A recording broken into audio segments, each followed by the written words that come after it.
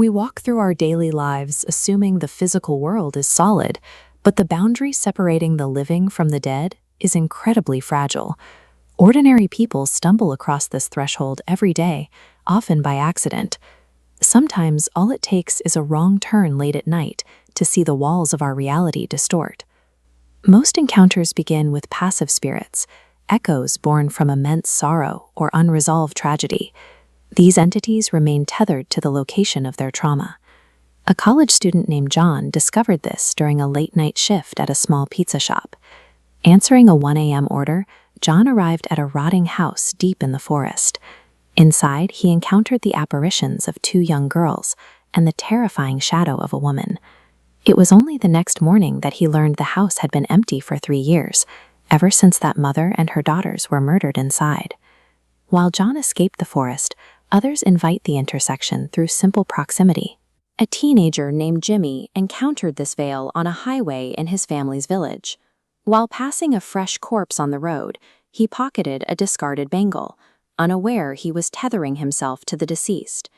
The spirit, a transgender woman named Lakshmi, violently possessed Jimmy to reveal her story.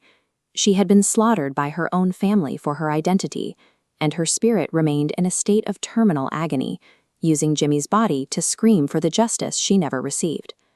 These localized hauntings prove that human tragedy leaves permanent scars on our reality. While these spirits seek closure and understanding, their presence weakens the barrier, paving the way for darker entities that hunt for prey rather than peace. Vengeful folklore represents an escalation in the supernatural threat. These entities have evolved from passive sorrow into active hunters, bound by regional rules that make their pursuit nearly inescapable. In 1984, the town of Karnataka, India, faced a red sari-clad witch who hunted men. She would knock on doors and call out the names of the residents, tricking them into opening their homes to their own deaths. Survival meant writing "Nale ba," or "come tomorrow," on the door to trap the entity in a cycle of delay. These regional hunters operate on a global scale. In Japan during the 1970s, the rapid pace of modern city life was haunted by an urban legend that paralyzed the country. Kuchisake Onna, the slit-mouthed woman, stalked children walking home alone. Wearing a surgical mask, she would stop her targets and ask a single devastating question: "Am I beautiful?" The encounter functions as a logic trap. If the child answered no, she killed them with oversized shears. If they said yes, she revealed her severed face and carved their mouths to match her own. Regardless of the answer, the interaction ended in mutilation or death.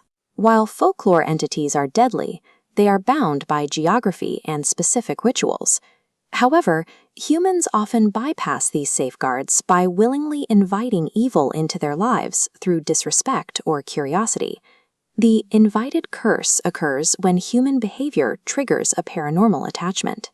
When we treat the unknown with mockery or dabble in the occult, we strip away the natural defenses that keep these entities at bay. At a boarding school in Gwalior, a student named Ravi tested this boundary. While his friends attempted the Charlie Charlie game to contact spirits, Ravi mocked the ritual. He laughed at the game while focusing on his phone, treating the entity as a joke. The physical retaliation was immediate.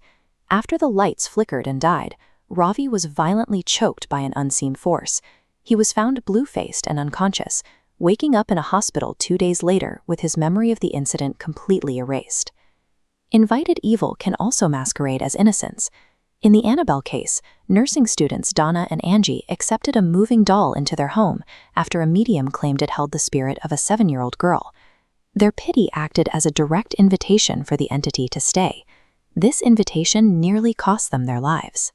Paranormal investigators Ed and Lorraine Warren discovered that the entity was an inhuman demon using the guise of a child to deceive the girls. By the time they intervened, the demon was already attempting to seize Donna's body. Mocking the unknown or carelessly welcoming cursed objects leaves us entirely exposed. This vulnerability provides a gateway for the most malevolent layer of the supernatural. The final tier of the supernatural hierarchy consists of pure, ancient demonic wrath. These apex predators offer no logic traps and no mercy for those who cross their path. A minor act of disrespect can awaken these ancient forces. While drinking on a beach, a young man named Jay desecrated a peepal tree and carved his initials into its bark, unknowingly disturbing a Munjai demon. The Munjai is a relentless pursuer. Abhinav watched as a dark shadow with glowing blue eyes possessed Jay, forcing him to carve those same initials into his own chest. Despite desperate prayers for forgiveness, Jay was dead within 24 hours. Ancient malice also waits in the forgotten corners of the world. During a school trip, 3 friends explored an abandoned forest house and awakened a witch's spirit. The entity hunted them to a nearby lake, drowning its victims before they could reach help. The Kartsa Monastery in Romania represents the extreme end of this spectrum. This isolated fortress was constructed as a prison for Valak, a demon of such magnitude that it could manifest physical portals to hell from within the monastery walls. Banishing Valak required extreme divine measures. Sister Irene and a priest had to locate an ancient relic containing the blood of Christ to seal the demon away, proving that at this level of evil, survival is nearly impossible without professional intervention. These cases show that everyday objects, simple games, and quiet forests function as minefields. We are surrounded by a lethal reality that is often ignored until it is too late. The supernatural realm functions as an apex predator, waiting patiently in the dark. It is a permanent, lethal reality, and it only takes one wrong move to become its next